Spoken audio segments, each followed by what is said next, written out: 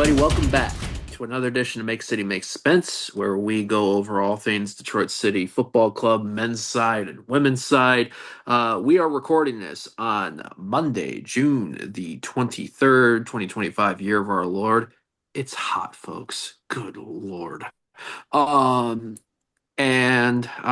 so bear with us. We're a bit fried. Our minds might be a bit fried. Our takes, I don't think, are going to be fried, but who knows? Just you. This is our disclaimer warning, folks.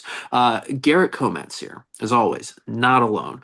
Uh, Joining me tonight, as always. First things first, the hardest working supporter in the Detroit City FC community. Man who, between both games of the doubleheader on Saturday, a long shift at Berkeley Pride in the 10th NGS Pride Raiser tent and working today, Adam Hernandez. How are you, good sir? Yeah, it was fun. I mean, it was, aside from the heat, it was. I mean, Berkeley Pride's always cool. It's always a cool event. It's much more low key and laid back than like Ferndale Pride is, or I'm assuming Motor City Pride probably is. But uh, yeah, it was just fucking hot as shit uh, yesterday there, and but yeah, also sporting the new kit too. Yep. Um, Really great pride kit. It is a good Pride Absolutely. kit. It is a good Pride kit. And it's Um, Adidas. It is yes, Adidas. And indeed. you know what? Like Jam was because Jam wore her kit to her last year's Pride kit to Berkeley Pride yesterday. And I can tell why the players prefer the Adidas ones over like the kind of like I don't know. Last year's weren't Adidas. It was kind of like some like Admiral, no I name. think. Yeah. Um those things last year were like thick. They didn't breathe. Like the Adidas ones are so much lighter and I mean they're airy. So I can see why the players like it, especially, during the time of the year when they would wear them, in the middle of June. So, we saw it Saturday as well. It was fucking hot as hell at Keyworth that day. And I'm sure those Adidas kits felt nice, much nicer than what they wore last year. So, hmm And joining us, in addition, the namesake of Make City Make Spence, which you can subscribe to on Patreon for $3 a month. Keeper of the pizza mines, especially when pizza mines are warmer than they're supposed to be on June days, and just all around one of the coolest dudes you can find. Sean Spence, how are you, good sir? I am rehydrating. I've on my second 20-ounce glass of water since getting home. Uh yeah, the air conditioning is not working at work, so it was in the mid to low 80s for most of the day inside the building. Yeah. It's awesome. But it's better than being like I can't imagine people who are having to do things out in the sun right now. Like it's it is really uncomfortable outside. Um yeah, I'm I'm all right. I am kind of, you know, fried. That's what I think that's why Garrett led off with that because we were just prior to recording we were talking about, uh maybe not ready to win a Webby or whatever today. I don't I didn't even think of the types of awards that go for these type of things. I reached for that in the moment. I hope I is that I think that is a thing? Question mark. If it's not a thing, it's at least you understand what I was trying to say, which is like Yeah. web awards, like so that's why my brain settled on. It's like that's fine. Well, let's let that roll. Sorry. The beginning of what has made us potentially feel fried, and a lot of people, especially those that went to at least starting the first matchup of the men's women's doubleheader a couple days ago, Saturday, June 21st at historic Keyworth Stadium. A 90 plus degree day at kickoff for the first match at 4 o'clock. In addition to winds in gusting somewhere in the 30-mile vicinity, where you can kind of see the steam of the wind on the TV, and the what led to eventually the loss of the media tent having to be taken down before the start of the second matchup because Poor media tent. that bitch was airborne at times. Yeah, uh, they might want to invest in a slightly sturdier thing if we're going to be here a couple more years, like because that thing every time like it's windy at Keyworth a lot, and uh-huh. that thing is a little kite with an aluminum frame. And Yeah, it's going the cement containers were not keeping that thing down. God, it's constantly doing this. We're constantly having this problem. Yeah, there's no walls at Keyworth. Like No. there's a tiny wall like behind the tent, but Right, right. that wind has There's free no will to windbreak like, at all. Like yeah. it can really have its way with a match. Um, Yeah, but as we could see during the first match, set pieces and corners were a burden to take with the ball mm, deciding to not want to move. And it was kind of fitting that in this was going to be a battle of one warm elements, and then two, Detroit City FC looking to overcome its winless match run of 8 games in all competitions, 56 days at the time of kickoff against the Miami FC side, who had played 3 days prior, defeating Charleston Battery. It was a battle. It was a slog at times. Um, but in the end, two moments of brilliance for Detroit City FC. Jessiel Cedeno at near the end of the first half, making it 1-0. Darren Smith, Cedeno wins a penalty in the second half that for Darren Smith, unfortunately. Bill Hamid's large frame diving, his feet catches it when Darren tried to go middle on the pen. Carlos Herrera made some big saves, but then substitute Atis Gioff with another great moment of brilliance in stoppage time, 2-0, literally the final kick of the game. 3 points to Les Rouges. The streak is over. Hell yeah, brothers. Um, Adam, you were at both matches in the doubleheader.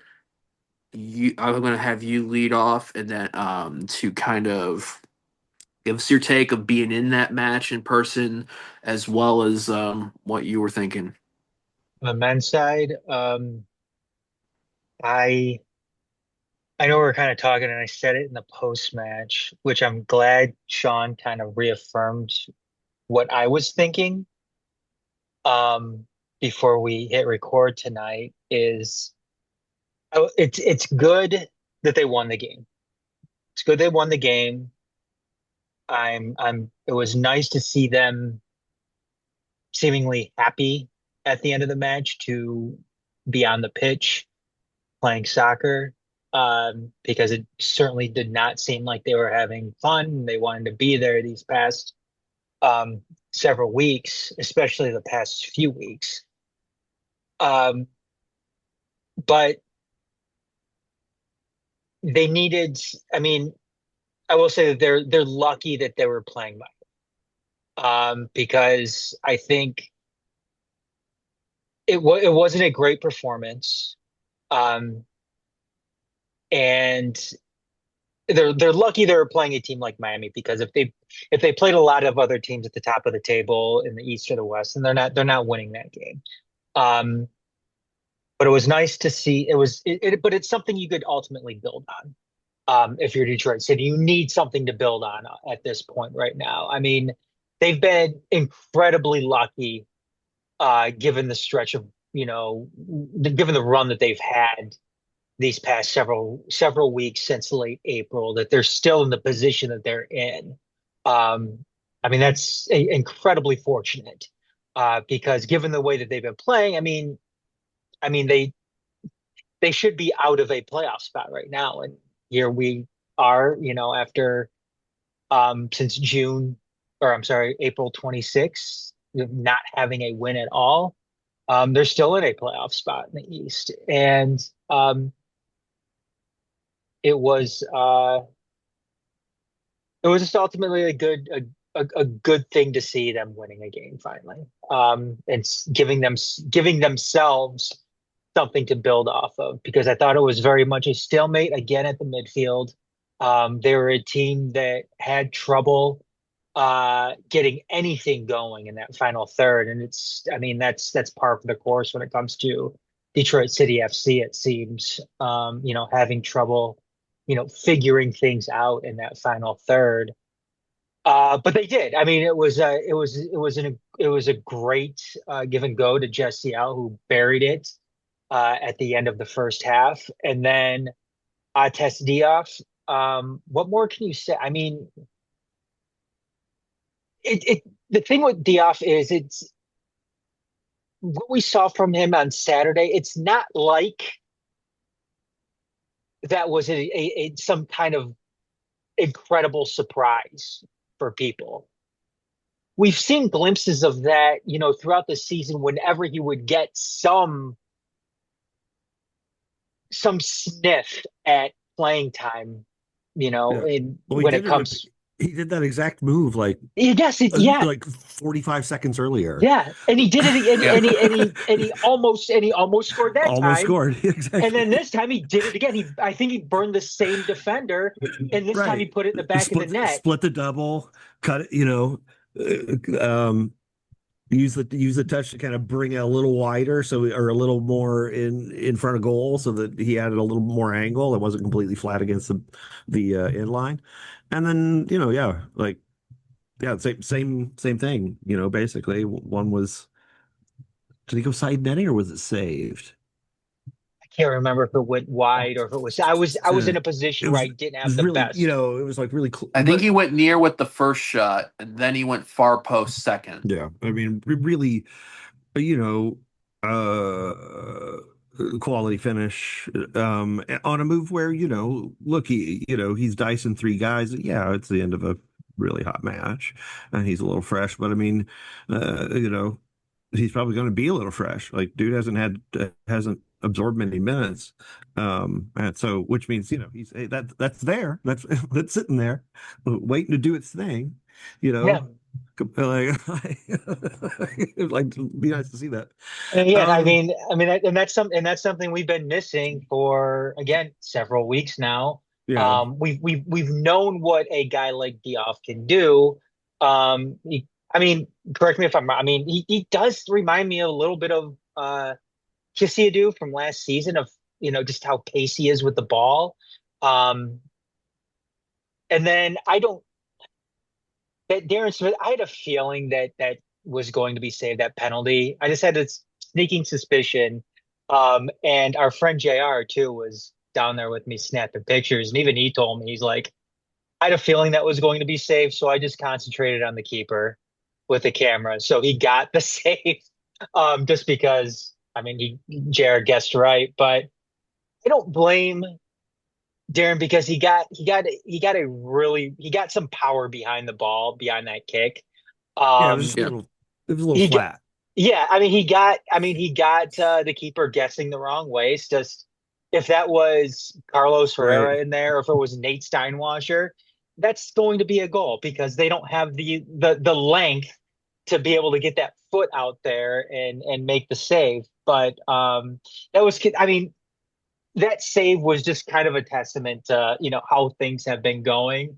And it was certainly in the cards for Miami to end up tying that game, and City walking away having to share points Oh because man, yeah, it of a was, missed penalty.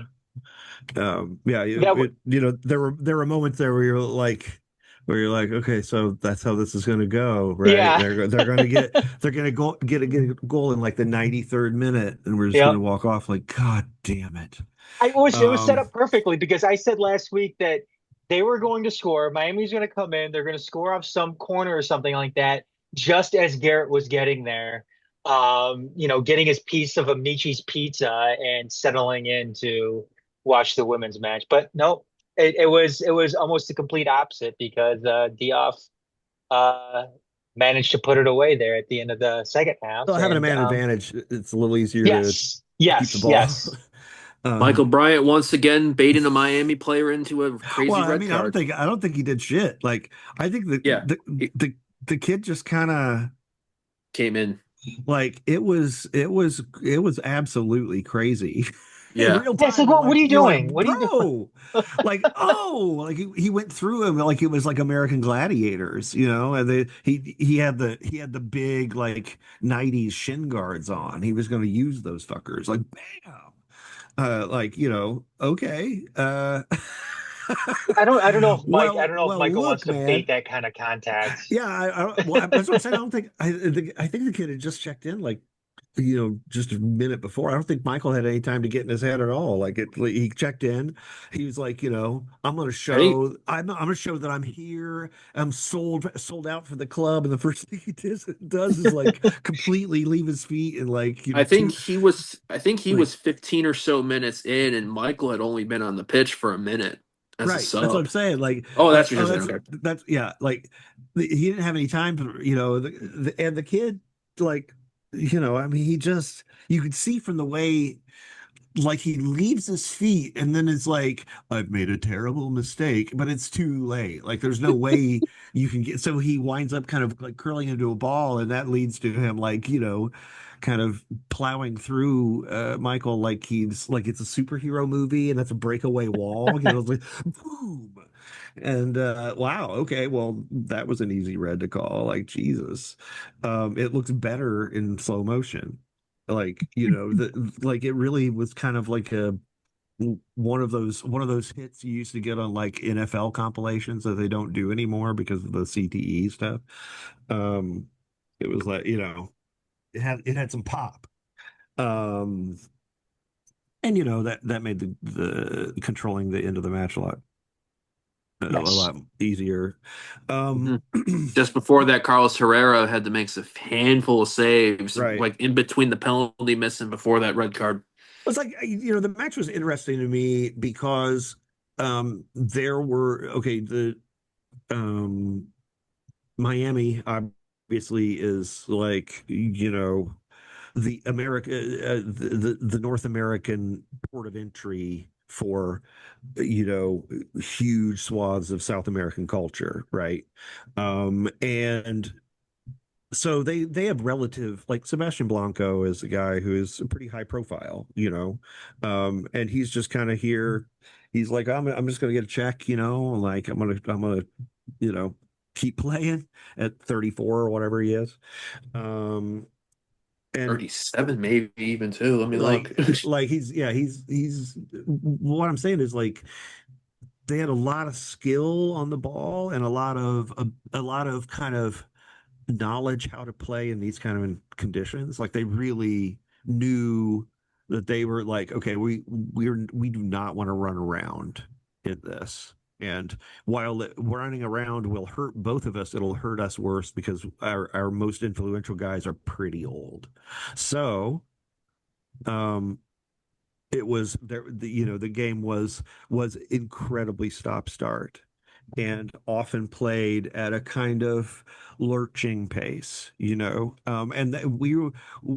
thought it was interesting watching us adapt because we came out.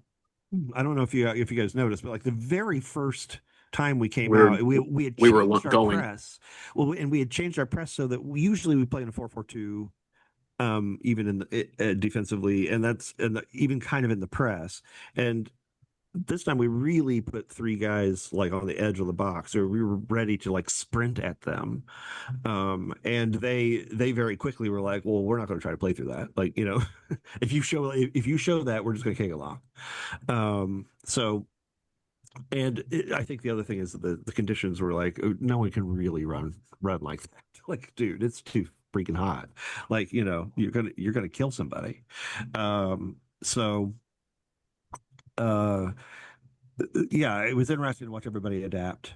to the conditions and to all that, and to watch like as the first half kind of went on, like okay, um Miami have just this is a game in which systems are going to have very little to say. It's going to be a game of moments, and you're talking about two or three each in 90 minutes, and the rest of it is just grinding and like, you know, you never know when one of those moments is about to happen. So you got to keep playing, hopefully, but it's hard to do so because your brain gets fried, your feet are fried, everything's fried. It's hard to stay hydrated, it's hard to stay focused.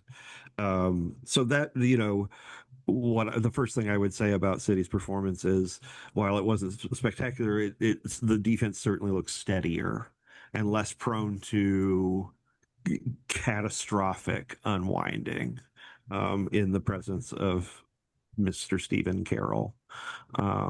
Like security blanket for the whole group, I think. Emotionally and with his positioning, like he is pretty sagacious back there. So um and you know I am still, it was good to see Lai start. The midfield is has been a concern for most of the last 2 months, and it was good to see Lai get back in there. Um, and it turned out that the kind of game it was, we didn't need Lai to, like, basically where both teams were like, okay, running is nuts, like let's just sort of shadow press, and if you don't completely fuck up, we'll fall back and just into a half field game. And uh what we need live for the situation that has completely gazumped us and made the season kind of a nightmare is simple pressure, man-to-man pressure, which can be beaten by someone who can put the ball on their foot and beat a dude or two and carry it through midfield.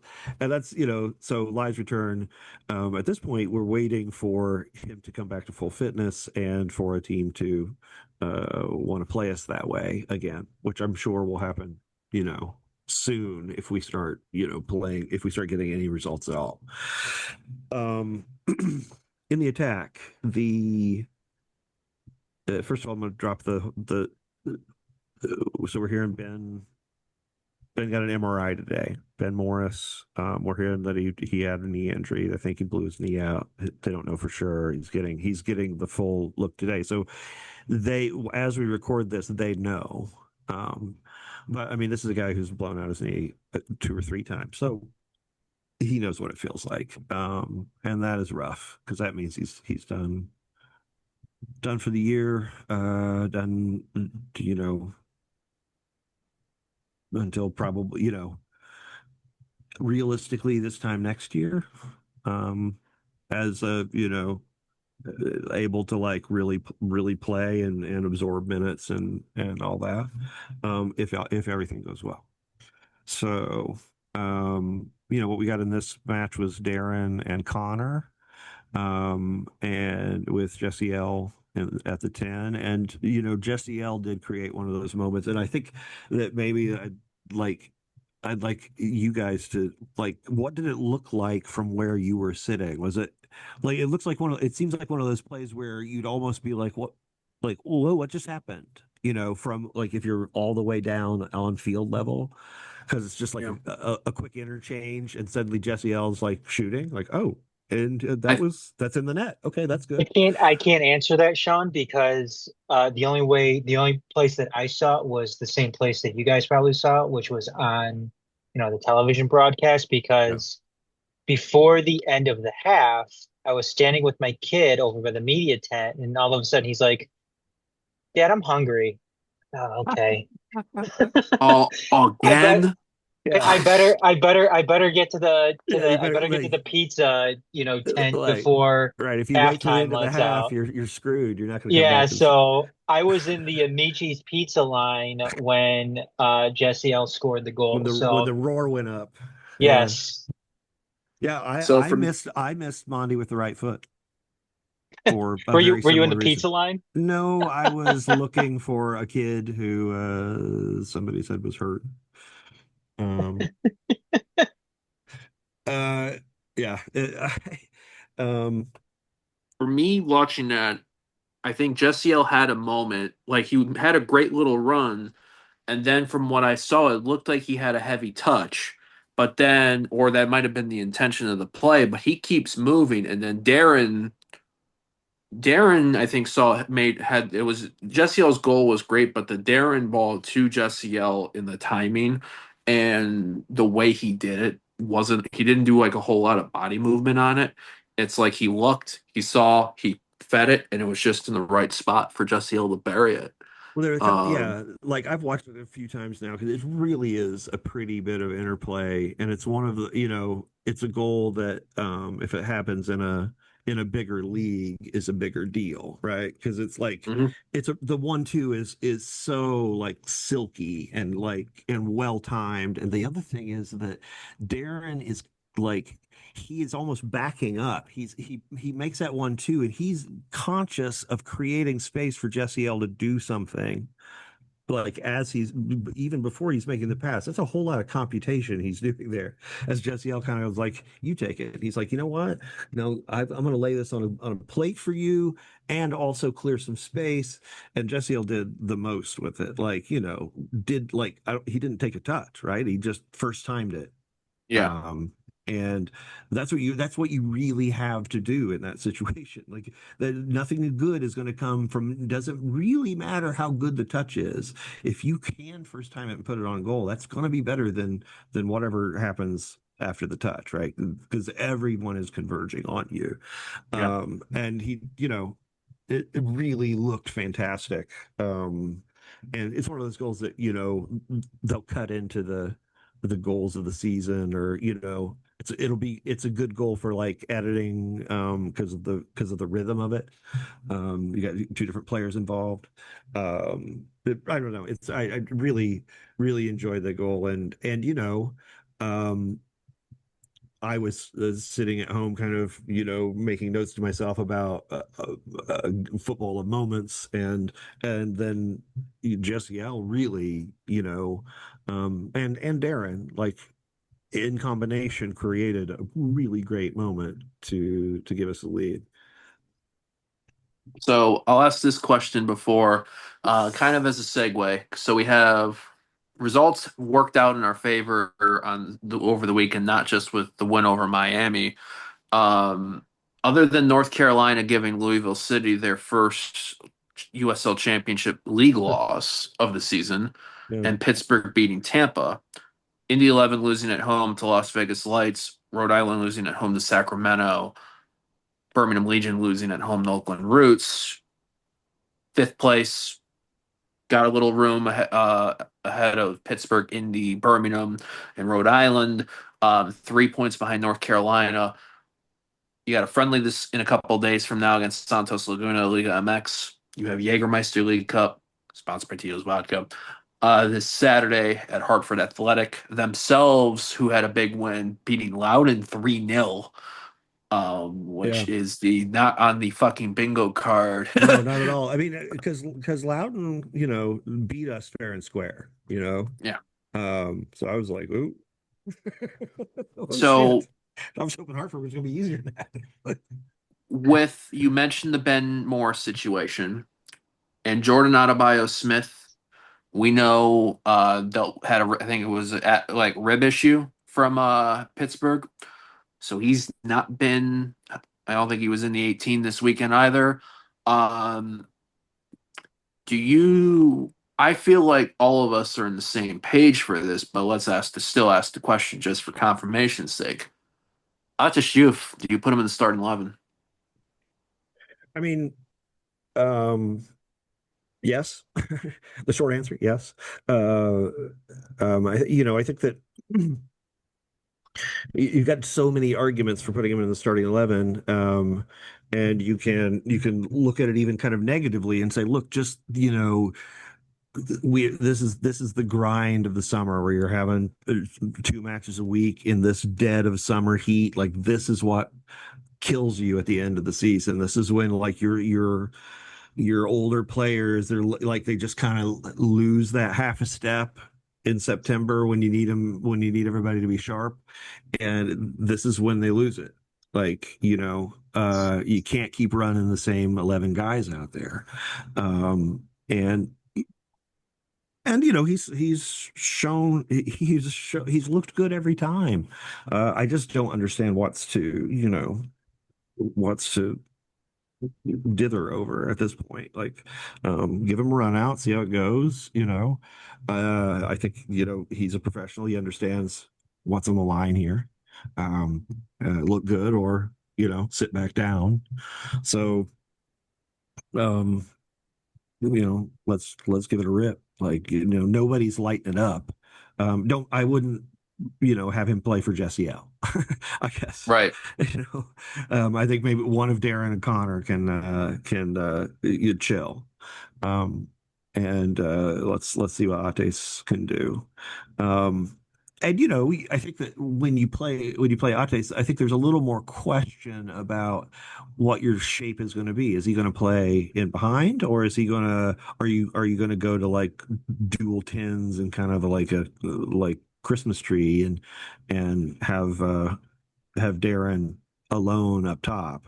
Um, or is that just semantics? Because really what you're talking about is like what are you doing in the pressing phase? What are you doing as we move into the midfield traps and all that? That's really what they're thinking about. They're not like, I'm a supporting forward.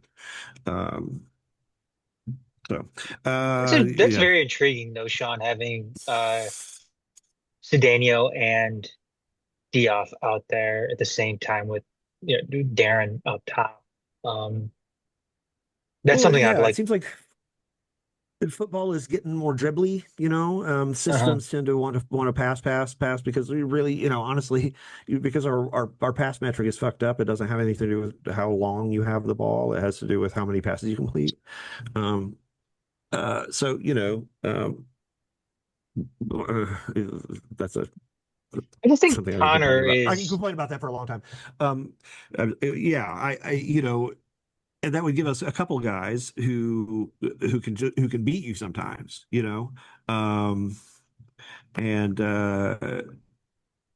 it's exciting to see, and they have really distinct styles. Ates is a little closer to Patrick Nyako, who was played for the Chicago Fire, who I would always contend that he doesn't actually dribble the ball. He just sort of he just taps and chases it. Like he's never in control of it. He's just much better at adjusting to whatever the ball does than anyone following him. So, he would kind of slalom through, not not through skill at controlling the ball, but skill at allowing the ball to be uncontrolled and still, you know, making forward progress with it.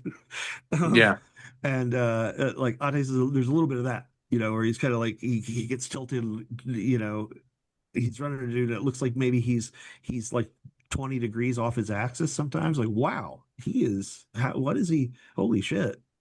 Um, and the defenders are clearly doing the same thing. Like, oh, okay, well that I didn't see that happening. Um, so it's fun to watch. Um, and uh, having fun playing football is a crucial component, of a game this loose and joyous and spontaneous. You gotta like be able to kind of summon that spirit if you're gonna uh, overcome the kind of fugue that we've been in offensively. I yeah, Yeah. I like I don't know. I just think I really like Connor coming in the second half though, is kind of like that closer type of role too. I think he's Just better in kind the of air than any of our other forwards, yeah. like so when you start with him, it's like you're at the end of the match, you're going to have a hard time bombing the ball forward and just having someone like bring it down Mhm. because that guy left, at the 70th minute. He's put some Uh, size on too this season and last season as well, which I think helps with that aerial prowess too. yeah. So And Girth. as far as like that, because Sean, you're mentioning too, kind of like the dog days of summer and how you can't keep, trotting out that same, starting 11 week after week. I still maintain that that's what destroyed Pato back in 2022. But then we didn't have a choice because we didn't have Right. anybody else to put in for him And I mean, at that point. there are strong traditions in football of asceticism essentially, right? Within the player technical side of the game of kind of self-denial and pursuit of goals and things like that. So Sure. it's easy to kind of repurpose that to kind of tell yourself like, I feel like I'm having a hard time like moving my legs to walk, but I'll find a way to make it happen for the team today. And where really like you're in a physical performance sport, you should be able to, you should have, like the physicians and people around you should be going, okay, well, look, it looks like you're not even walking comfortably. Like, why don't You know, you why don't you just chill for today? You it's go sit down on the massage table under the by suite 12 or whatever. Um, and it's and professional sports too, right, because I mean, if a guy's not playing and he's on the bench and you have somebody else in there playing for him, right. then I'm sure there's some mentality out there saying, "Oh, he's going to do better than me, and I'm going to end up losing my spot." Right. Well, yeah, there's always that fear, and there is a legitimate culture of sort of physical toughness and dominance that always sort of leaks into any primate thing. So, um any people within the group who are tend to be that way, tend to be like the kind of, you know, frankly, dickheads who like to, like to get on dominance. They're going to get on that, So it's one of the ways you can tell who's the dominance oriented dickheads in a team is like when someone's hurt and they can't play, who are the other players going like right away accusing them of jaking it or milking it or not wanting it for the team or whatever. Like, and I don't know. I've seen a lot of locker rooms in my day, and yeah, uh, so if you're like if you've got even one of the like, there's probably one in every locker room, every pro sports locker room, at least one, probably many. Um, so as a person who's not that way, you even if you like you intellectually know like this is a culture of toughness and it's kind of all kind of bullshit, just like the entire myth of like this is Sparta and all that is bullshit. Like everything about like stoicism is sort of a thin veil on some things. um and like okay, yeah, we kind of you can know that intellectually, but at the same time when that's a dominant culture and you understand that you are going to have to eat shit in order to break that paradigm, like not everybody has the bandwidth for that, right? You're just like just go along, get along, like all right, whatever, sure, okay, yeah, we're tough, tough, tough, tough, am I hurt? No, I'm not hurt because I don't want to get hounded out. I got even if you see through it, you still go along with it actually. absolutely. One thing to note of, in addition, with we mentioned the attack. We saw Stephen Carroll back in the starting lineup. on Saturday. Knee issue, monitoring it. It'll be interesting to see Yeah. if there's going to have to be any in July moving forward. So, just if won't be surprised if he's not on the starting sheet or team sheet. Just know it's like, hey, knee issue, Dylan. It's one of those things. We've seen how tough Stephen Carroll has been over the years, and as you've mentioned, Sean, Yeah. playing through pain and That playing dude is maybe playing when you through some shouldn't have. pain, man. And it's So knee issues. It's all knee issues. Like it's all like, well, I mean, that wasn't it the was it Fall Nisa when he was really like one one leg, legging it? Yeah. yeah.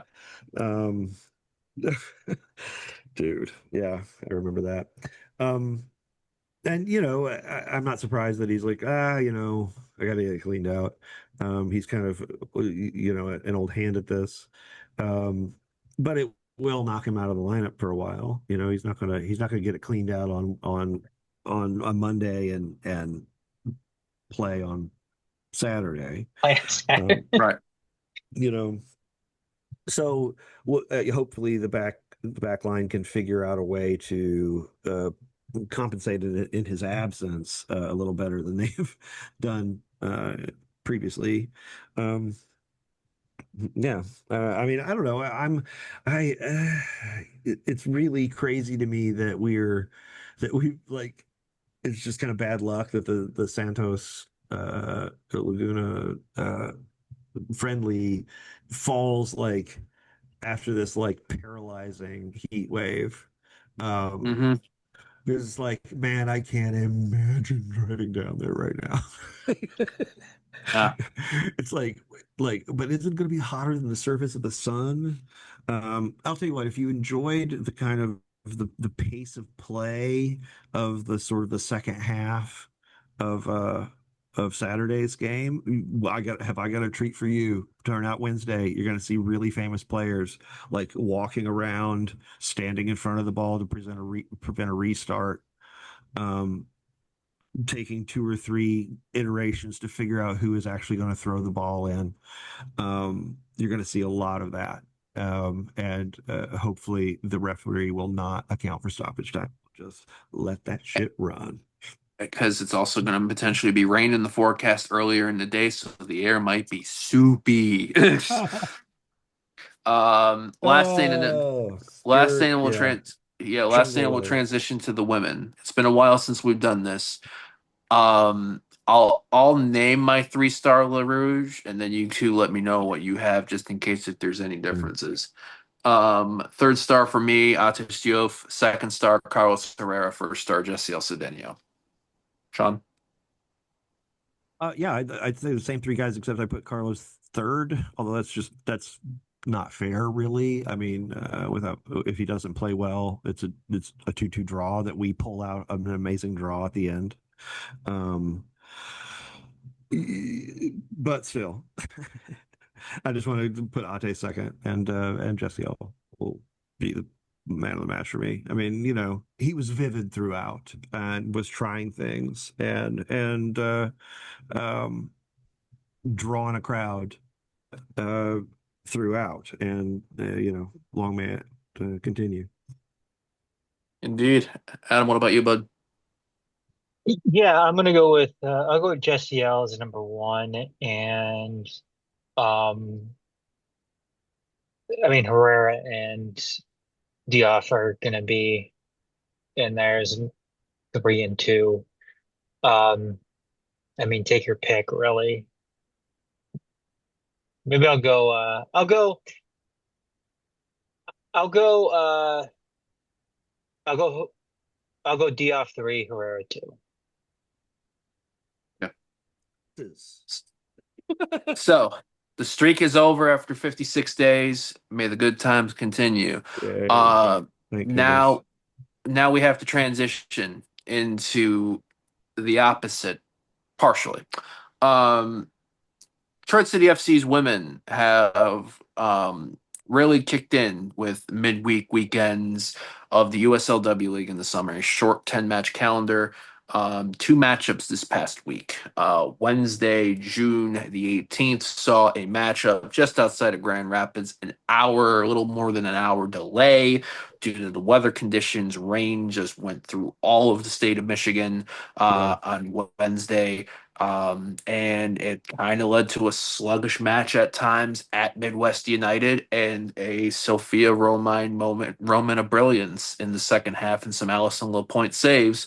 Saw Detroit City win 1-0 and jump into a 2-point lead in the Great Lakes Division thanks to the 1-1 draw that happened between Kalamazoo FC and AFC Ann Arbor.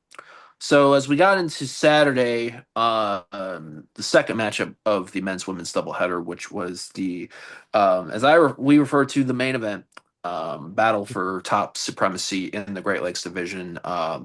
If Detroit City FC hosting AFC Ann Arbor, Sean Spence put out a great piece early in the afternoon, letting people know of what to expect. And that was, unfortunately, was for Sophia Romine dealing with an ankle issue. She was unavailable for Saturday. And in addition to that, Kate Childers, Tatiana Mason, few others. Um, and while Detroit City jumped out to a lead in the first half via great goal battle in the box, Acadia Murphy, um, two very quick AFC Ann Arbor goals just before the end of the first half. Very similar to the first matchup between these two sides, except the goals in the first matchup happened in the second half. Um, and we kindly, unfortunately, got to see potentially Detroit City FC at their limits for what their available squad on Saturday had versus the way Ann Arbor played. Although there were chances by both sides throughout in the second half, AFC Ann Arbor gets the 3 points via a 2-1 win, a double over Detroit City FC's women for the first time that this has happened since both teams have played each other in the women's game. And the first time an Ann Arbor side has done the double over a Detroit City F side, men or women, since 2018. So, with two matches to go, that also gives AFC Ann Arbor a 1 point lead over Detroit City FC in the table for the Great Lakes Division. So, with all that being said, Sean Spence, I hand it over to you. Um, well, I mean, you know, goals change games. Yeah. And we have Detroit City has been fortunate enough to have Sophia Romine bail us out a couple of times this year with big goals and turn draws into wins. And here we did, Mariana Barreto did to us what Sophia Romine's done to so many other sides the last 2 years. The first goal was, I thought, offside. And apparently the replay technology didn't make it to the booth on Saturday or something because they never replayed it. Um, like she looks like she's well behind the line, and we're holding a high line because that's something we do. But flag stayed down. Didn't even get a look at a replay to know whether that was just like hopeful eyes that I was seeing that with, or whether it, what I saw was what I saw. And then the absolute golazo for the second one that really was one of those no doubters. From the moment she struck it, like, oh shit, okay, we're losing. Um, uh, hey, I gotta go to the bathroom. I gotta pause for a second. Hey, So, no worries sorry, here. I just realized, like, okay, I'm not gonna be able to hold this. Okay, I'll be right back. So I'll hand it over to Adam, because you were with me and it happened. The 1-2 punch happened. I don't know how quick it happened, but it felt rapid quick that we immediately decided to. Normally, we wait till halftime to move to the media tent, but we're immediately like, all right, we got to change the vibe now. Um,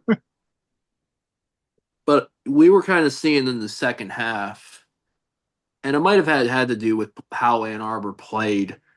more so than our faces that we had unavailable.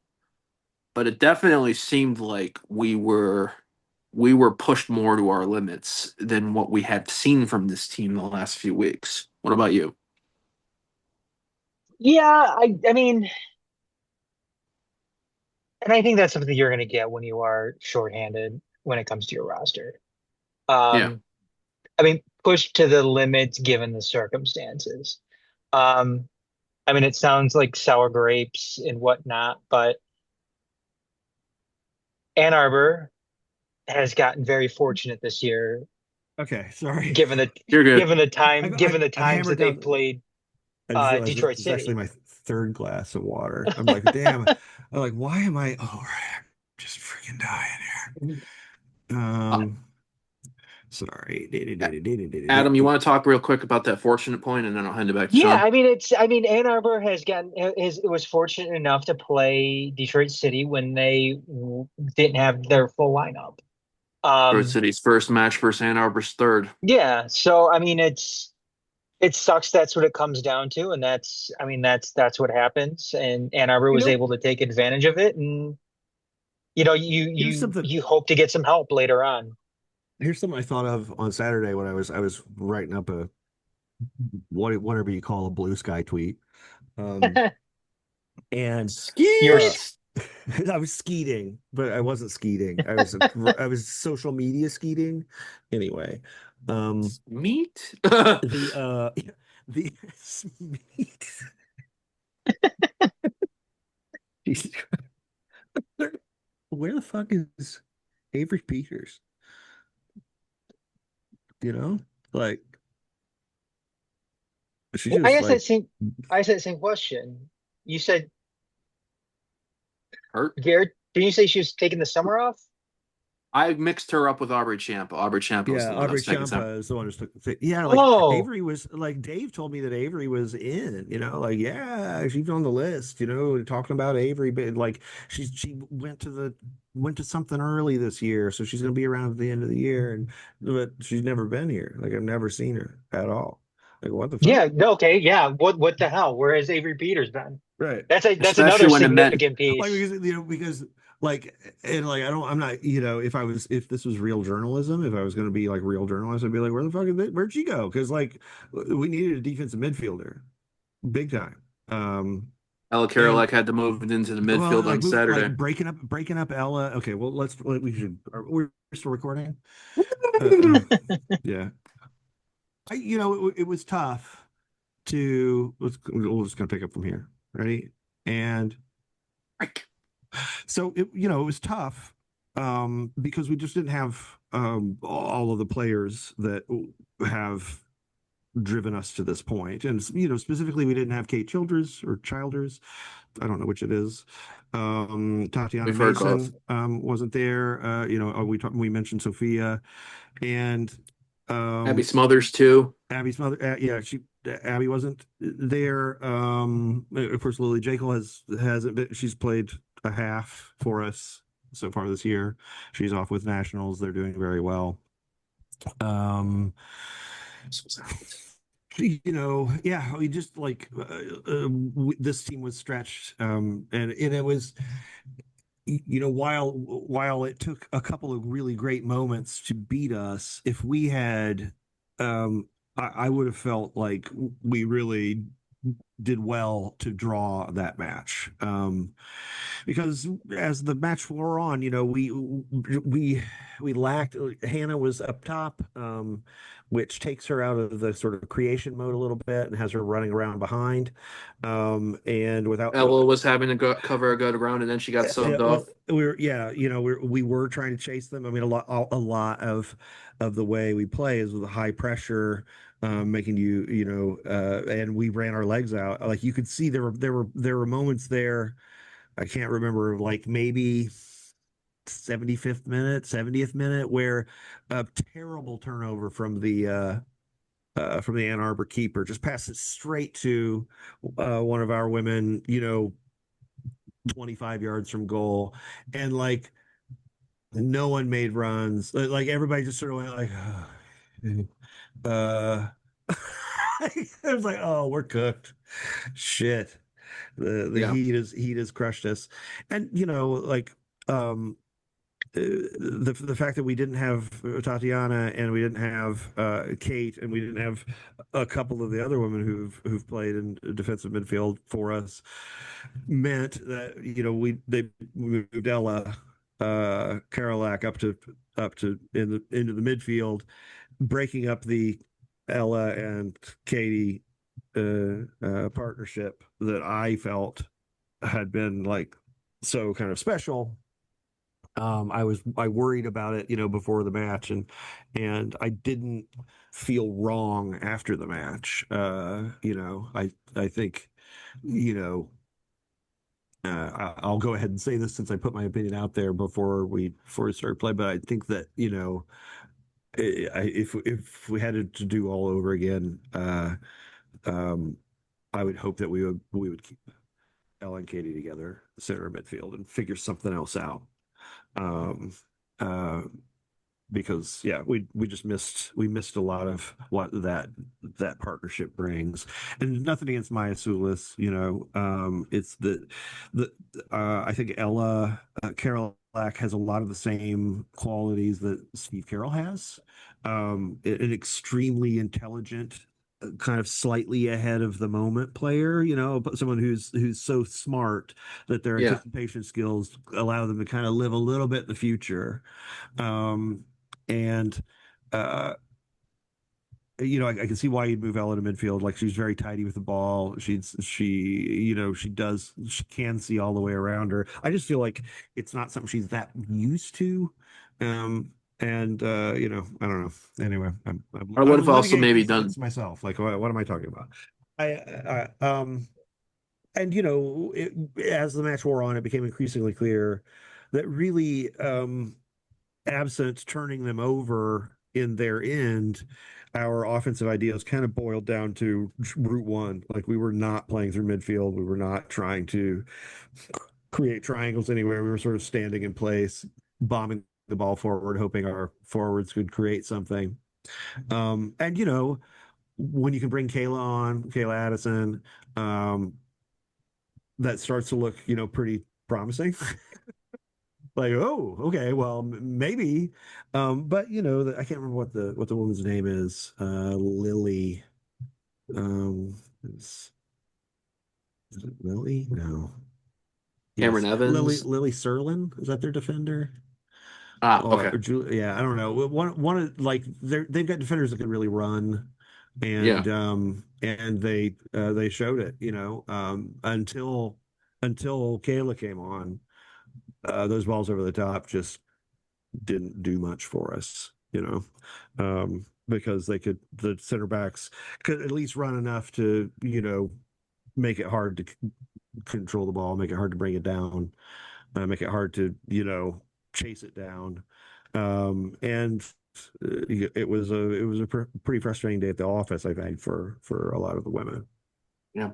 I think for me, I realize as much as I've my old tendencies of supporterism, not as well, I may not be as tribal and everything as I used to be. I still hate it when we lose to Ann Arbor. It's still on one of my top things. It's like, but that's a good Mm. side.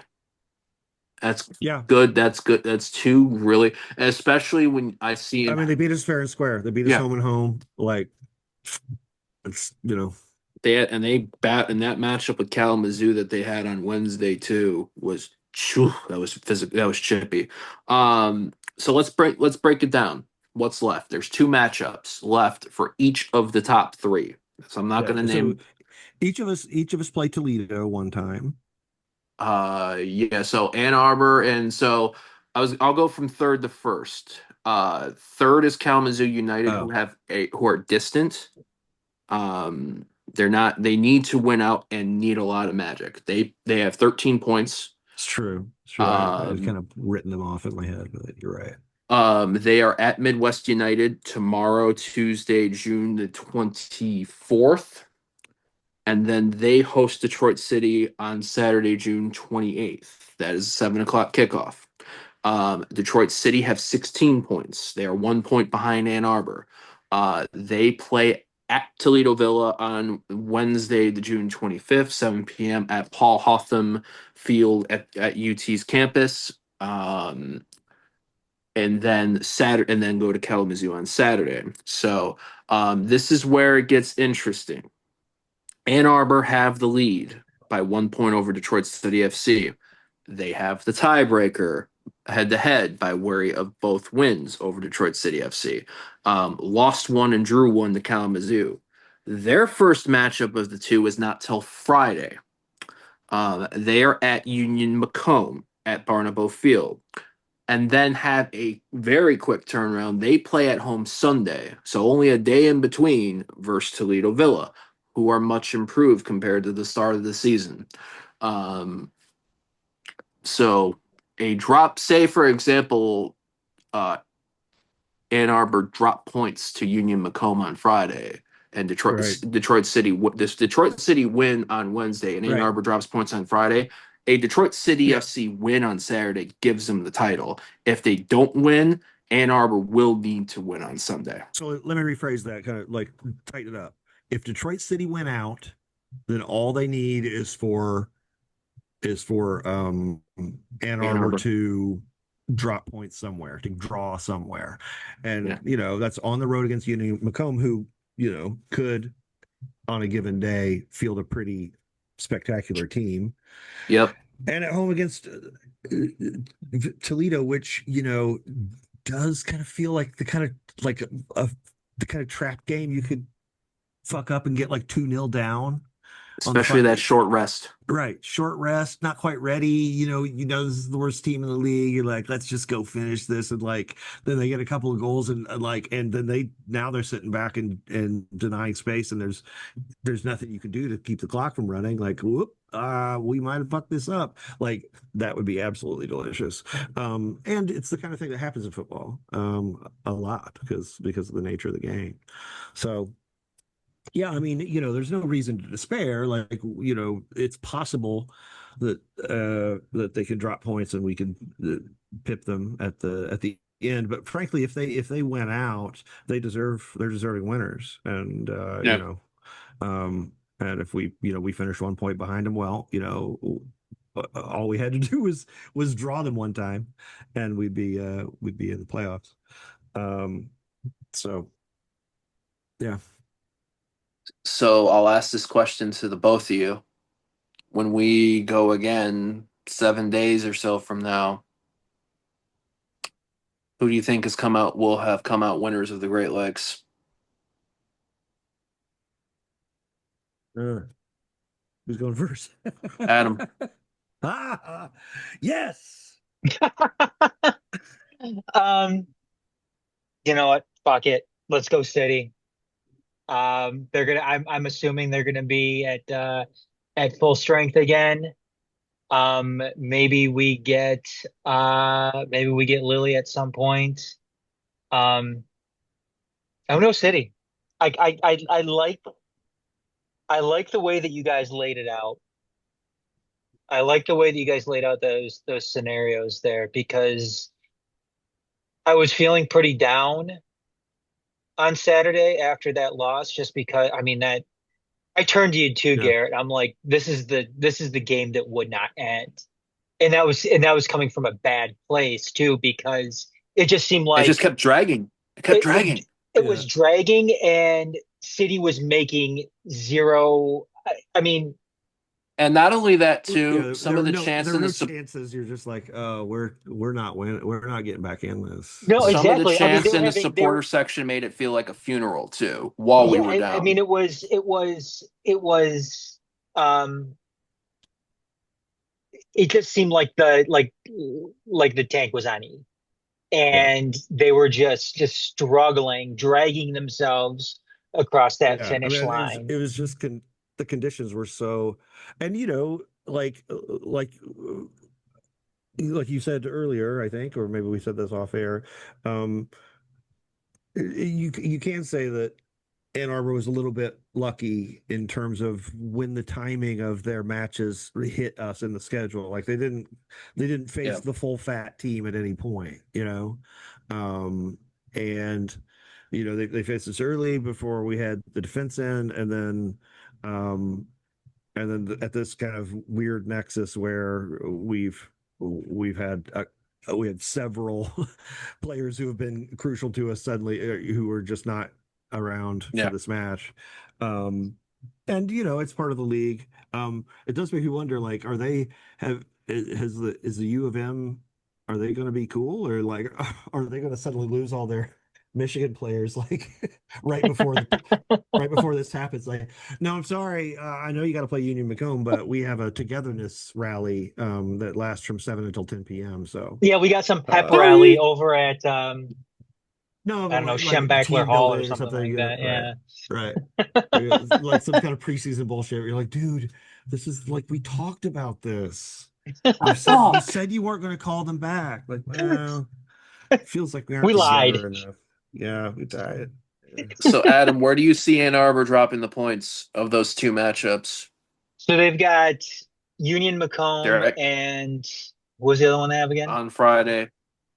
At Friday, Union Macomb on Friday, and Romeo home Sunday afternoon to Toledo Villa. So it's a 7 o'clock Friday, 3 p.m. Sunday. So it's not even Yeah. 48 hours. I'm 44 gonna hours go. apart. I'm gonna go with Union Macomb. I think they draw Union Macomb, and then they beat Toledo. All right, Sean. Um, yeah, I think City are going to sneak into the playoffs here. I agree. Dave has been relentlessly positive to me. Um, says he's, like after the match, I was asking him questions, and he was like, "I wouldn't change a thing. I believe in these women." Like, so I mean, the belief in the camp is very high. This group loves each other, and they like playing together, and they want to keep doing it. Um, so I think they're going to win out.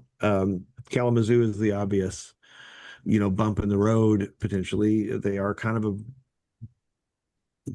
bugbear team for us. We don't do well against them typically, but I think we'll find a way.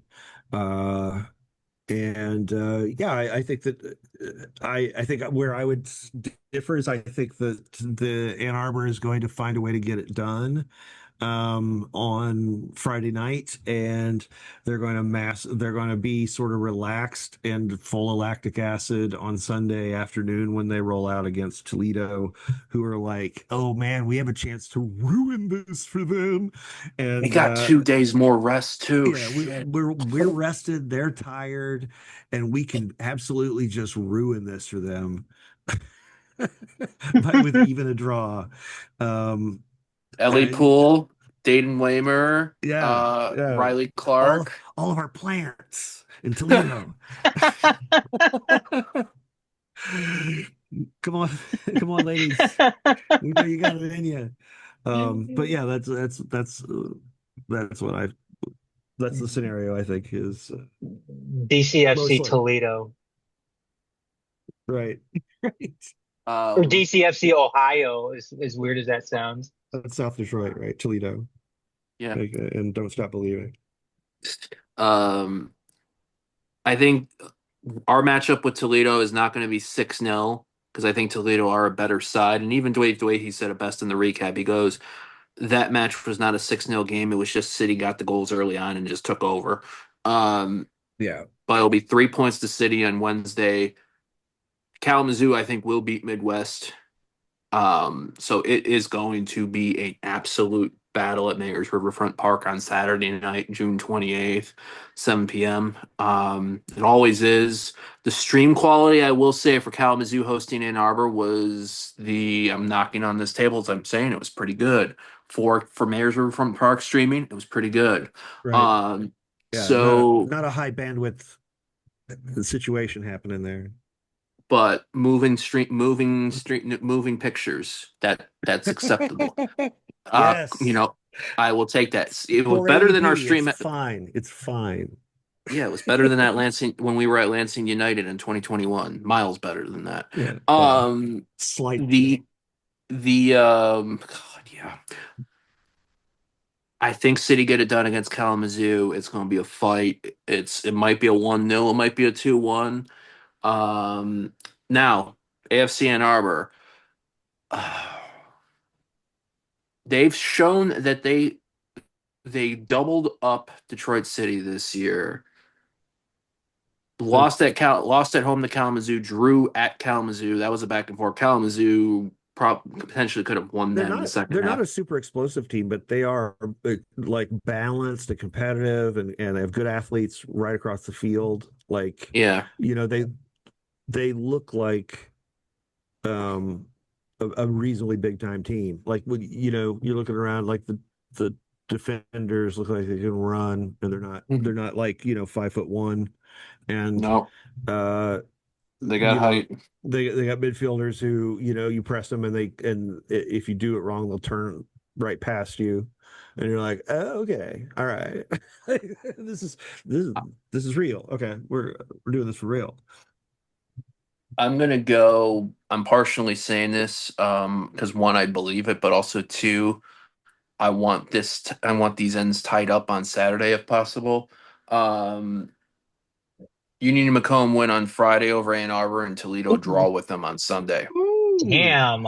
Damn. Okay, if they collapse, like you are, you've got a Nostradamus, like, merit badge. Well done. Because that would be that I am not foreseeing. Like, honestly, my head says they're going to win out. My heart is like, there's got to be somebody who's going to trip them up. Please, come on. We Football is we various. already we already we already went to a rooting for Kalamazoo on the side once. We're now like, okay, Union, come on. Shannon McCarthy, rem- Lily Right, Bosley. right, Can exactly. we Yeah, loan exactly. them Lily? Lily Jekyll? We can loan them back Lily Jekyll. No, no, I don't agree to that. Um, Neither do I. Yeah, they got Amalia. But yeah, let's Lily Bosley and I mean they both played against us. Yeah. Yeah, like let's see a performance from you now. Okay, Lily, we need a goal out of you, and a lot of like I need to see the hold up play has really improved. They're playing Lily as like a target striker a lot. Which I can see why. Like she is uh massy and athletic. And so like, all right, well, let's try this. But I liked her as the way Dave used her last year. I thought she was really good in that kind of like driving, box crashing midfielder role that's so popular in the like top level of the men's game right now. The what's his ass? The dude, the Scotsman who went to Napoli. Oh, McTominay. McTominay. Yeah. So it's kind of she basically played the McTominay role last year for us. So, Scott McTominay, who has his face in a stained glass mural in Naples after leading Napoli to a Serie A title. I mean, uh, Earned it. amazing, amazing. Well, like look what happens when you put players like in the right situation. Like he's basically just been misused for his entire pro career. Like, well, he's a big fella. He must be a defensive midfielder. He's like, I really like. I can score. I'm a good scorer. They're like, okay, well, you can come forward on corners, son. Like, oh my God. Just talk to Didn't the he bike players. in the and he biked or scissored on the final day to give them the Yeah. title. Yes. Yeah, exactly. Scored like a really flashy goal. Just be like, eat this, you know, England. Hey, Garrett, Yo, if what you said happens, I will buy you Wendy's. let's fucking go. And yep, Let's go. Do you realize the worst? anything you want from I feel like I, Wendy's. I want to write a little like parody song that's I will buy you Wendy's. Anything you want. What do you want? Do you want Wendy's? Do you want You Del think I'm Taco? Do kidding? you I want ain't Art? What do kidding. you want? He ain't kidding. He ain't kidding. He'll buy you It's gonna be Wendy's. Wendy's or Arby's, one of those two. Let's do that. Okay, okay. Oh, the meats though. You're definitely getting meat. I mean, yeah, it's this is magic. See, here's what happened for Sean. You might have known this. Jaime Ventura and I have seen the last couple years have had a running bet about Ben Morris's goal totals. I Uh, won two bets last year. Two bets yeah, because Jaime wanted to double down. Um, too I bad. was well on pace to losing my bet this year before the injury. Well, you did lose the bet this year. He says it might not be happening, so we got to see if that's What? actually. No, I think if you're a man of honor, Garrett, you gotta pay out. yeah, Like, because he How did, dare it sucks. I'm sure it sucks for him, but they don't be like, we had this bonus in your contract for if you scored 10 goals, and we feel like you would have. So here you there you go. go. There you go. You got to pay up, Garrett. so much? More details. We'll have an update on all of these bets come next week after we All right. determine. All right, Jaime.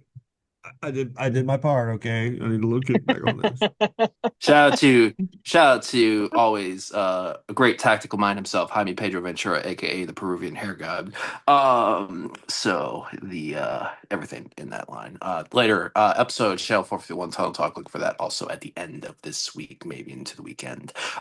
Gents, do we have anything final? Final thoughts? Um, I know this isn't going to be quick. I'm going to try to make it quick though. I want to try to put together a piece about this too, just to kind of organize my thoughts a little bit more on it. But this past weekend, with players being out and something we've seen, throughout you know, all through this summer league for, the Detroit City FC women's side in the W League is, I know where they you're just, going with this. yeah,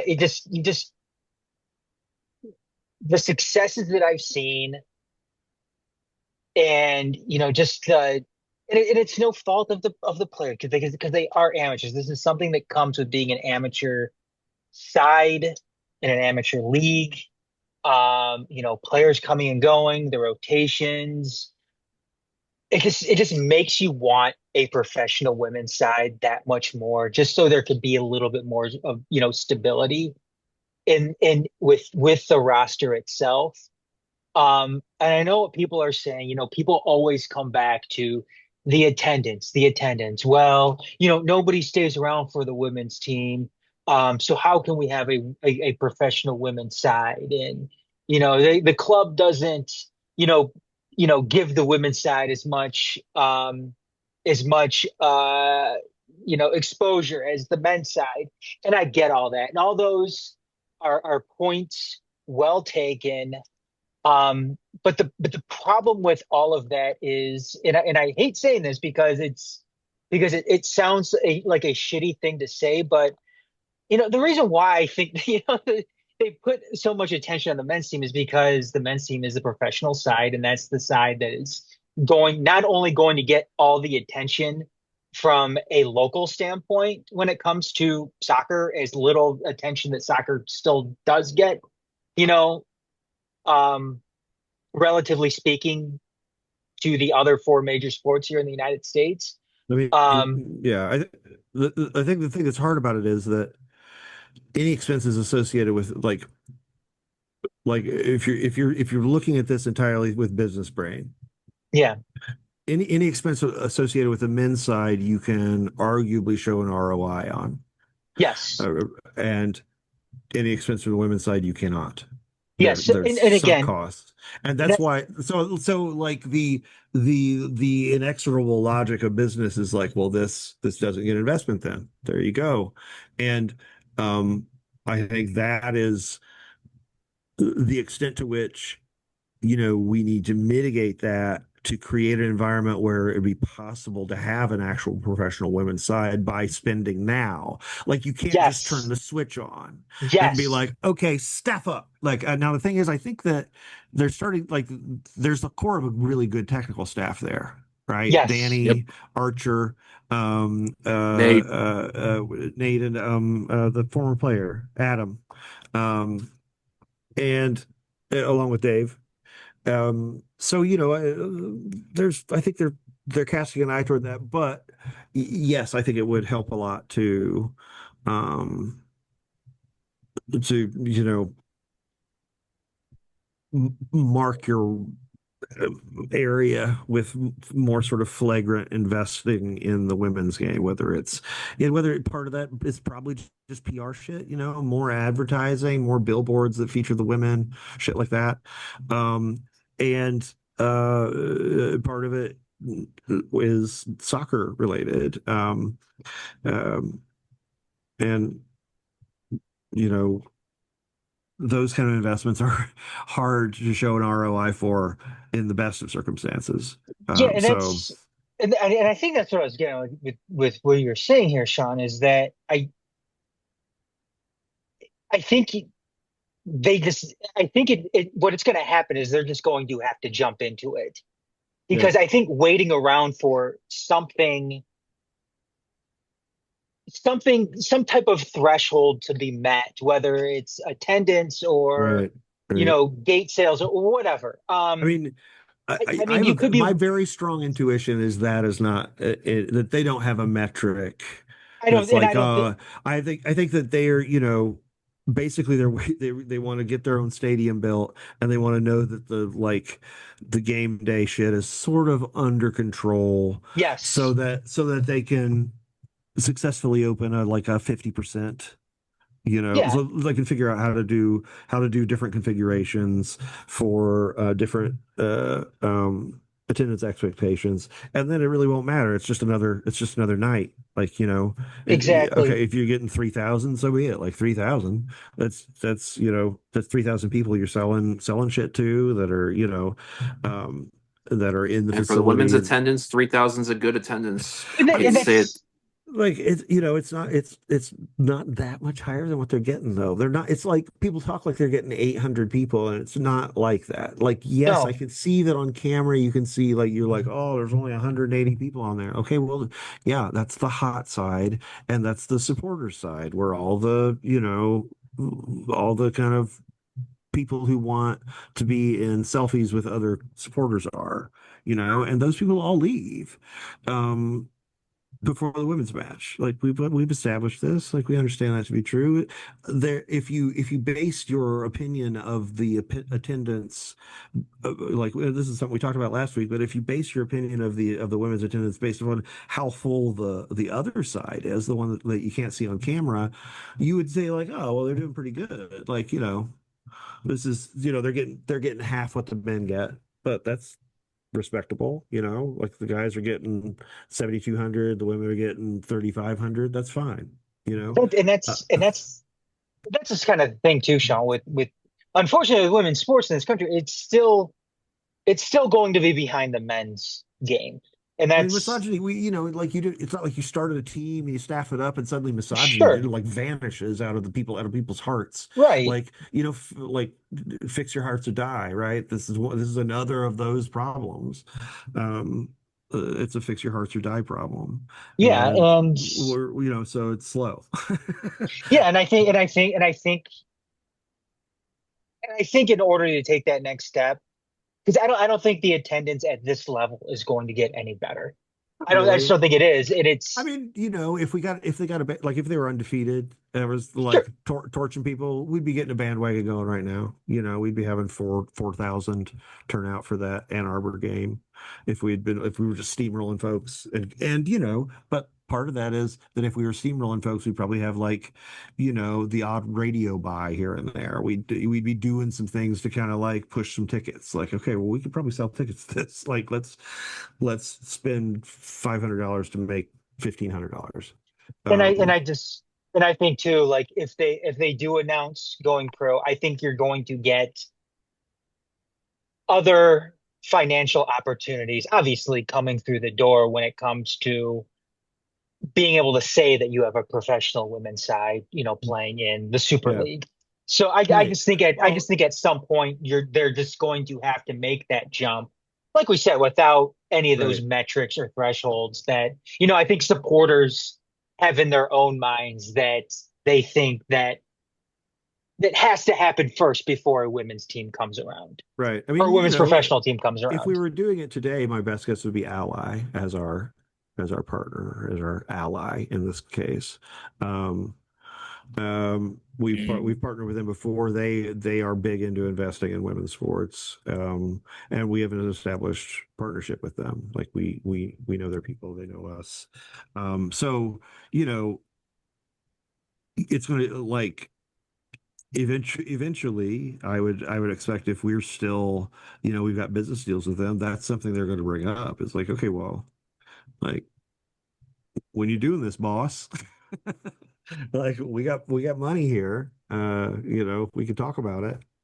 Um, but it needs to be legit. Like we're not gonna pay you 200,000 to sponsor the women's jerseys and have you in turn and like realize that your payroll for technical staff and team is like $90,000. Like, whoa, hold on.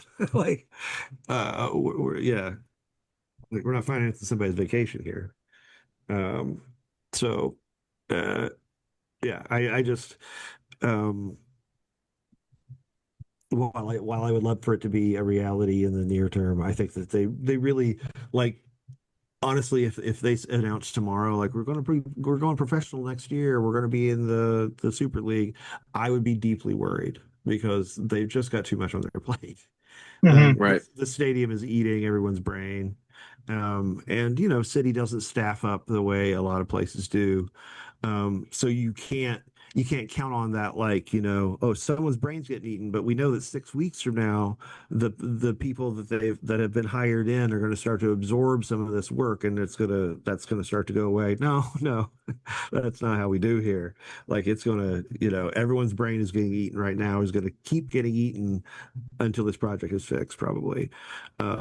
And so yeah, I wouldn't be I wouldn't. It would worry me if they were going pro right now. Um, I would be afraid that it would be underfunded, or that we would stumble into the kind of mistakes that slightly under inquisitive management can lead to, um, which have been rife in the women's game. Yeah. Um, Evan, do you have anything else you wanted to add? No, that's it. That's it. Okay. Sean, what about you, man? Um, I think that we're starting to get some indications that the two team is pretty good. Um, I think that I just want to kind of give those guys a shout out. And you know, and Brad Dunwell, their manager, first year manager, Brad Dunwell, is got a hot shit team that's tearing it up. I really am curious. Like it seems like they are pointing toward those playoffs that the USL runs, and I'm really that's something I'm very curious about right now. Like how's the talent pool down here? How are we doing? Because it's possible that we go there and we're pleasantly surprised. It's also possible that we're surprised in a less pleasant way. But it's good to know. You gotta find out. So that's something that I'm curious about. I don't know exactly when that stuff happens. I think it might be like August. I don't really know. You guys know? Not off the top of my Yeah, head right now, I'm not but sure. But yeah, I'm curious about that. And I'm glad the guys won. Really glad. Like just such a relief to really once Jesse L got the goal, it did feel uh it felt like the vibe was slightly better. Now the penalty that was rough. That could have been better. But honestly, like if you guys have you watched the broadcast at all? John was like Yeah, I watched Bill Hamid The saw men's game that something was in his eyes. broadcast. Like Bill Hamid did not see shit in his eyes. He was completely going.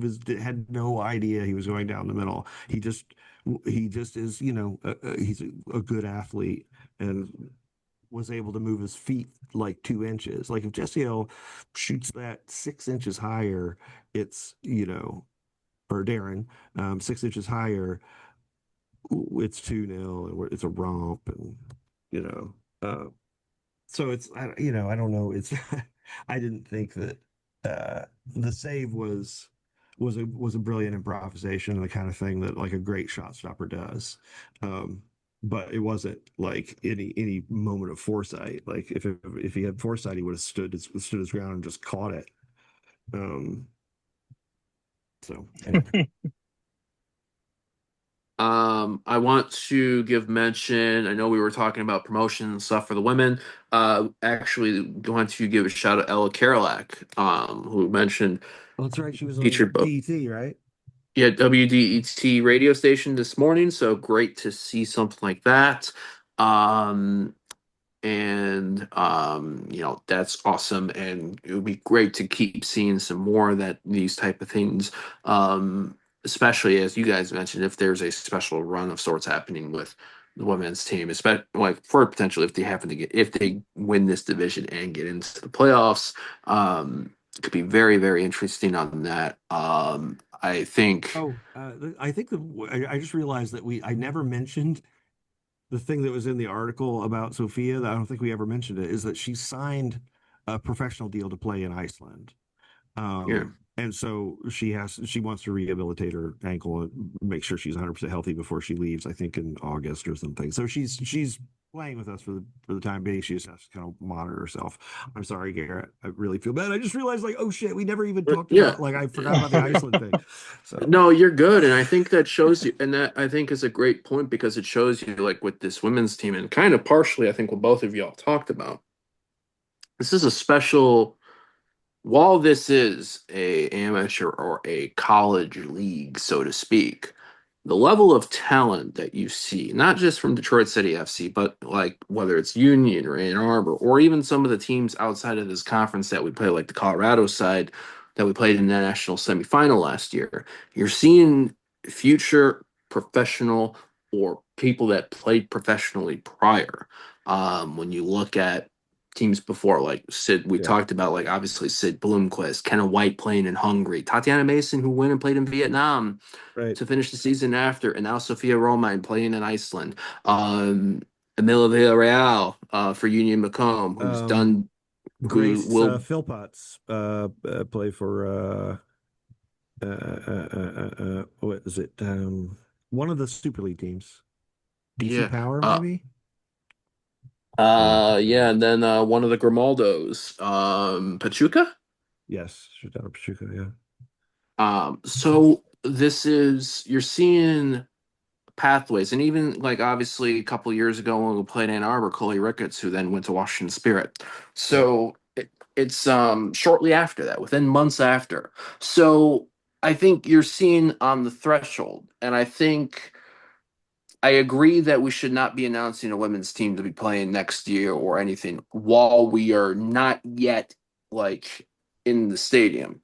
But I do think once the demo begins, once making sure that the timetable that Sean Mann's putting out for the stadium is going to be the timetable and there's not going to be any setbacks. Because that's Yeah. How do you make sure of that? God. um so when you have that, I think you can and do the intention. And does if you do that, does the intention then lead to what Adam you were mentioning, the increased number? Because I think even for as miserable of a temperature and wind breeze and a two match doubleheader, it was a good turnout on Saturday for that, all of that. Um, I said the crowd may could have had a little bit more life, but it is what it is in that moment. But it Yeah. shows you that there is. I think we need we. I think before 4 years ago, and I'm guilty of this as well. judging the women's numbers exactly like we did the men, but we need to be honest and reasonable with ourselves and seeing that, this is good growth for this, where we're at right now, and also the quality of play that we are getting on the field 1, 2 times a week for 6 to 8 to 10 weeks a summer. And then a handful of those people then join us for indoor for a couple of months, which God, that's coming up. That's going to come up quick too. Shit. Um, so One week enjoy at a time, this baby. 1 week at a time. Enjoy this all. There are, if you have the opportunity to, two matchups left in this regular season. Wednesday night at Paul Hotham at University of Toledo, 7 p.m. I know the men have the friendly at Keyworth it's against Santos Laguna. And then Saturday night, June 28th, 7 p.m. At Kalamazoo. The men will be in Hartford, and this is where I'm going to segue. Last couple of weeks, I've been throwing the question at Pride Raiser at Adam, and then, not on there. I have the Pride Raiser site up, just in Hell case. yeah. Um, Growth. the pledge total's actually gone up since we've recorded this episode. About when I brought the page up at around the time of recording, it was at 1509 something. It's now at $1,519.09 pledged per goal right now. 9 goals have been scored between the men's and women's side in the month of June for a total of $13,672. There are 3 matchups that go towards Pride Razor left. The friendly does not count, I think, Adam, towards the goal total by the looks of it. That's correct. So the women's match Wednesday at Toledo Villa at 7, and their match at Kalamazoo on Saturday, and then the men's matchup at Hartford. Adam, fill in the bits if I screw this up at all, but there is going to be the Troy City Clubhouse usually, as you know, will do their watch parties for away matchups. This has a little bit more significance this coming Saturday, where it is both the men's and the women's matchup, and it has to do with proceeds of, I think, is it drink sales, go towards the Pride Raiser campaign towards Ruth Ellis Center. I don't know for this weekend. They had the watch party a couple weeks ago, um, for it. I They're doing can't drinking for say. pride. Yeah, I can't say this time around. I haven't heard anything about that. No, I So, know, been talking with Jam, like to at least wanting to get the full promote, like go. I know her goal was going heavy on the promotion to obviously like get this going in for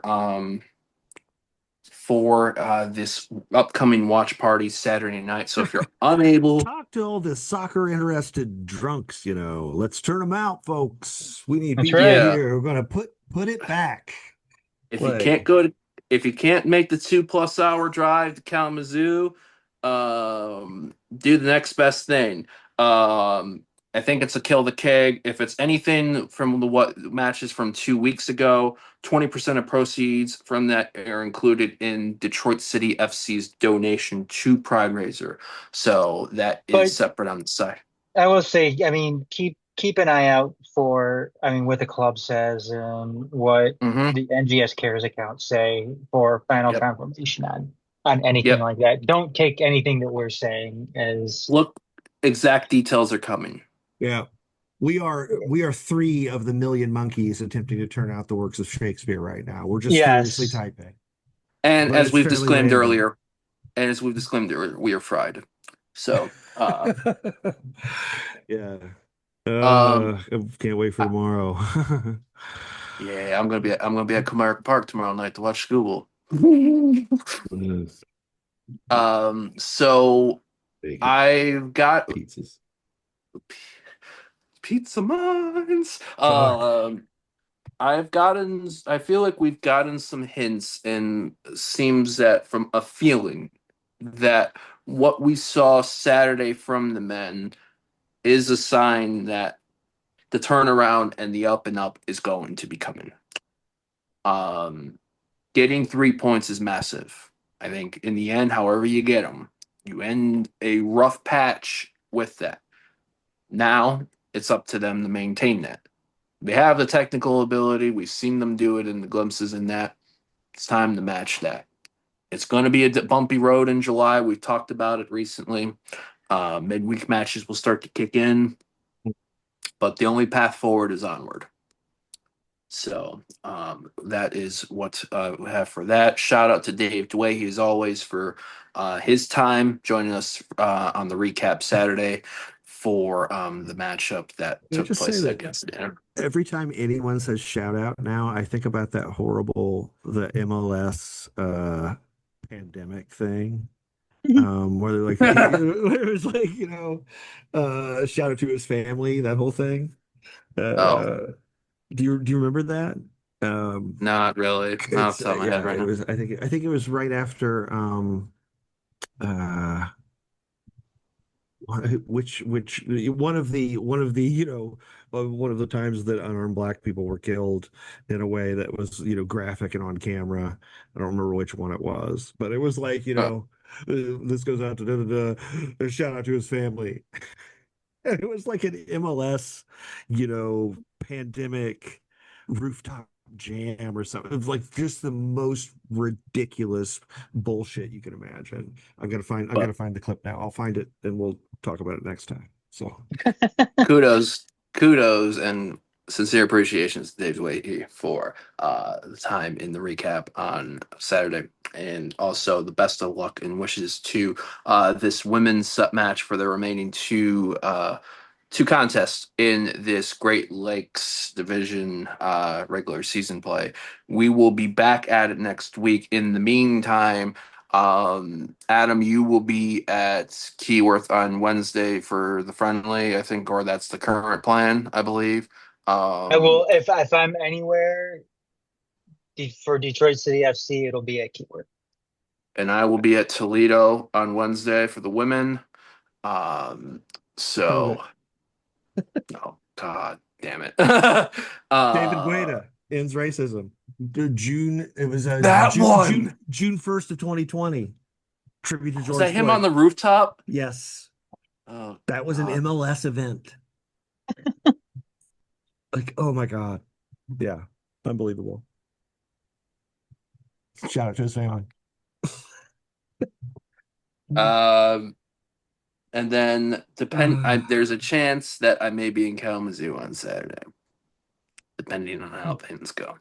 So we'll have some bits coming up for the Majors Detroit content, and let's talk about ways that folks can check out Majors Detroit content all across the social media sphere. Adam, At TMS Next Detroit on Twitter, Blue Sky, Instagram, Facebook, Threads, uh, all the other stuff. Find us on our website, we really got to record this once detroit.majorsports.com. and just I know, and just run it at the end. yeah, be like, Um, yeah, I'm and gonna do some because like every time I'm just like, I just want to die. You yeah, can if you want to tell me to kill my, I'm gonna. Here's how to do it. I Like, think Garrett likes recording stuff to go at the end or the beginning of shit, so maybe he can just do it. And I'll do it yeah, eventually. youtube.com/Majors TV, and make sure you find this podcast on all podcasting platforms, Apple Podcasts, Spotify, so on and so forth. And find me at TMS Next Adam on Twitter and Blue Sky. Go bring up your phone, find cat pics, send it to Sean. Sean, where should Adam send the cat pics? And other folks send the cat pics too. I am Shield Chafing on social media. That is SCYLDSCEAFING at Gmail and at that Yay! whole thing on Twitter and Blue Sky. But I also like if you put that in there, you'll see my real name. That's me, Sean Spence. Yeah. I've got the Patreon that we mentioned earlier. That's Words About Shapes, patreon.com/words about shapes. But you probably shouldn't follow me. I'm not very interesting. I like the thing that happens is I don't interact with social media enough to be an interesting follow. What you'll get is like I'll decide, okay, I want to pull up Blue Sky and see what's happening, and then like 45 minutes later, I'm like, everything is dead. oh. And I post for like 10 minutes and I go, okay, this is not healthy, and walk away. And so you get like 3 or 4 like angry, profanity laden tweets from me in like, 10 to 20 minutes, and then nothing again for like 48 hours until I repeat the cycle.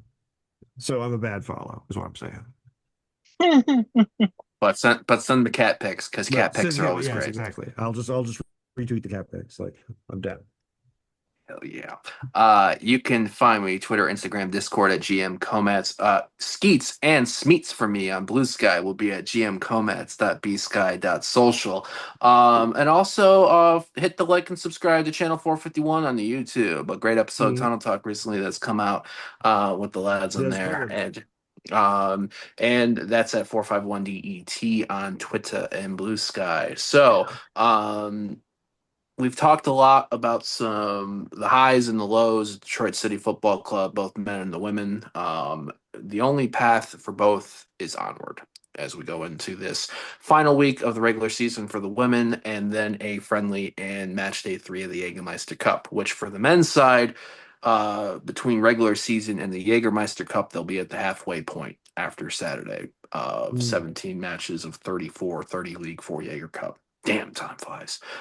We'll get into all of that next week. So for Sean Spence, Adam Hernandez, Garret Comas, we say thank you for checking out another edition of Make City Make Spence. And until next time, hell yeah, brothers. Caw.